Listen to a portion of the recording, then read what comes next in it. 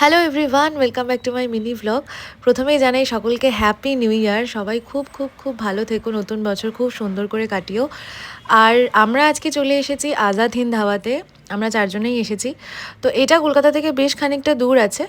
আমরা প্রথমে ভেবেছিলাম কোলাঘাট যাব, তারপর ডিসাইড হয় যে আমরা এখানেই যাব। তো এখানে আমরা গিয়ে পরে যে খাবারগুলো অর্ডার করেছিলাম, এখানকার অথেন্টিক খাবার যেগুলো পাওয়া যায়, লাইক বাটার নান, চিকেন টিক্কা বাটার মশালা, জিরা রাইস, স্যালাড, এইসবই অর্ডার করেছিলাম। আর প্রত্যেকটা খাবার এতটাই টেম্পটিং ছিল, আর দেখতেও যেরকম সুন্দর, খেতেও দারুণ ছিল।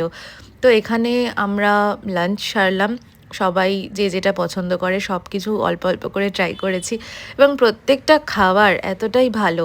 আর বছরের প্রথম দিন সবাই সবার ফ্যামিলি নিয়ে এসেছে একসাথে লাঞ্চ করবে বলে। তো আমরা এরপর এখান থেকে বেশ কিছুক্ষণ সময় এখানেই কাটিয়েছিলাম। তারপর আস্তে আস্তে রওনা দিলাম আফটার পার্টির উদ্দেশ্যে। ওখানে গিয়ে একটু চা খাবো, যেটা নিউ টাউনে মেহেরেরই ফ্রেন্ডের রেস্টুরেন্ট। তো সেখানে আমরা খুব ফ্রিকোয়েন্টলি যাই, আমাদের খুব ভালো লাগে ওই জায়গাটার অ্যাম্বিয়েন্সটা। আর আজাদ হিন্দ ধাবা থেকে বেরিয়ে এই চোখে পড়লো এই সুন্দর, ওরা এত সুন্দর শীতের সব ফুল লাগিয়েছে, ভীষণ ভালো লাগছিল। আস্তে আস্তে এবার আমরা রওনা দিই, কারণ অলরেডি বিকেল হতে শুরু করেছে, অনেকটা রাস্তা আমাদের যেতে হবে।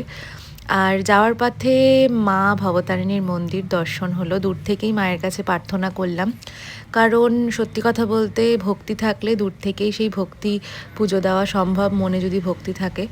এত এত মানুষের ভিড়, লক্ষ লক্ষ কোটি কোটি মানুষের ভিড় ঠেলে সত্যিই যাওয়া পসিবল ছিল না। তাই দূর থেকেই মাকে মন থেকে চাইলাম। তারপরে চলে গেছিলাম আফটার পার্টিতে। এখানকার অ্যাম্বিয়েন্স নিয়ে তো কোনো কথাই হবে না। তারপরে বাড়ি ফেরা। আর এই যে লুসি আমার, এই যে আমি ওকে কেন ছেড়ে গেছিলাম তার জন্য আর কি বলছে। রাত্রে ডিনারে ছিল আর্সেলান বিরিয়ানি। আজকের মতন এইটুকুই, দেখা হচ্ছে পরের ব্লগে।